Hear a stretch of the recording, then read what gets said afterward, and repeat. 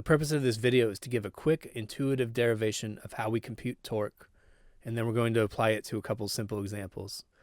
So I'm showing a wrench over here, and someone's applying a torque to it. So we're trying to break a bolt loose.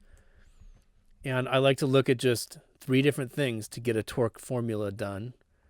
First, in my first picture here, which one of these forces applies the bigger torque? I made it so they both have the same magnitude. If you have any real-world experience turning wrenches, you know the longer the lever arm is, so the farther from the rotation axis you apply your force, the greater the torque is going to be. And this is why you might put a pipe on the end of a wrench if you're trying to break a rusty bolt loose.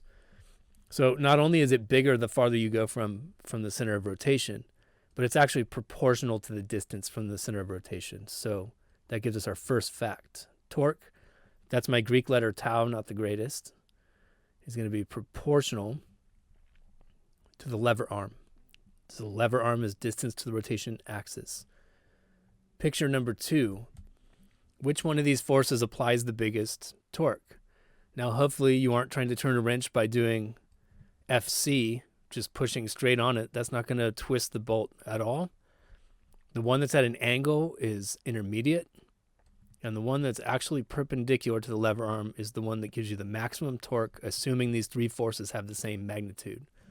So what do we conclude from that? It's only the perpendicular piece that counts, and we can pick that out with a sine of theta. So torque is going to be proportional to the sine of the angle between the applied force and the lever arm.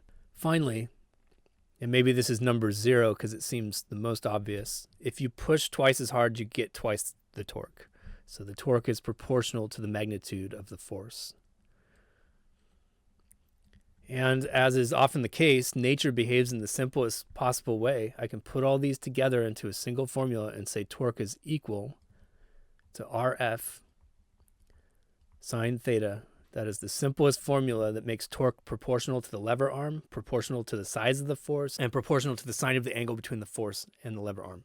There's another way of expressing this. I could say torque is equal to just the perpendicular component, that's F sine theta, the perpendicular component of the force multiplied by the entire lever arm.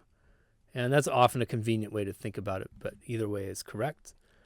Just a quick note here on the units of torque. I have units of distance, and I have units of force.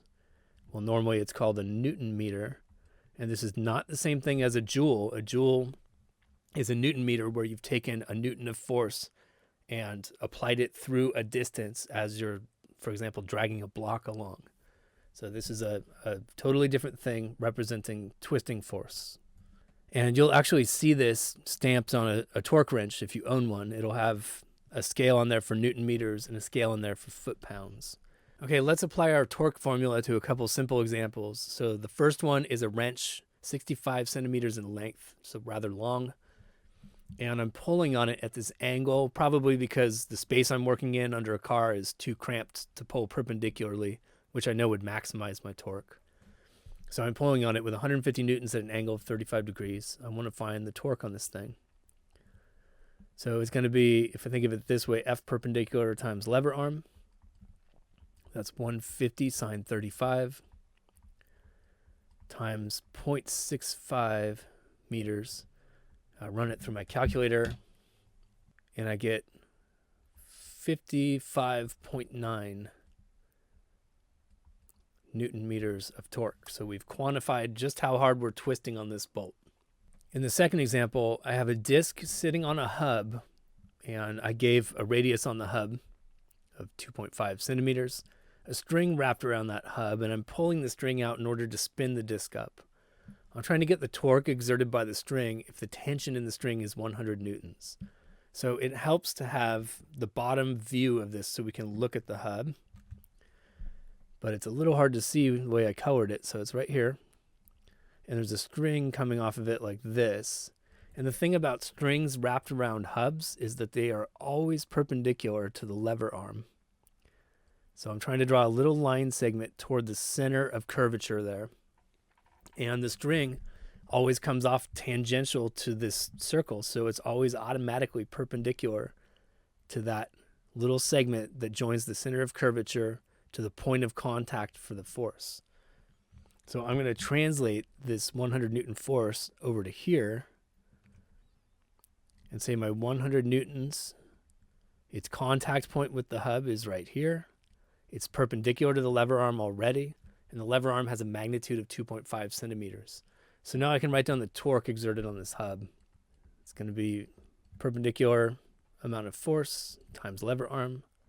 Well, the force is already applied perpendicular to the lever arm, so it's just 100 newtons times the magnitude of my lever arm, which is 0.025 meters, 2.5 centimeters. And I end up with 2.5 Newton meters of torque on this hub.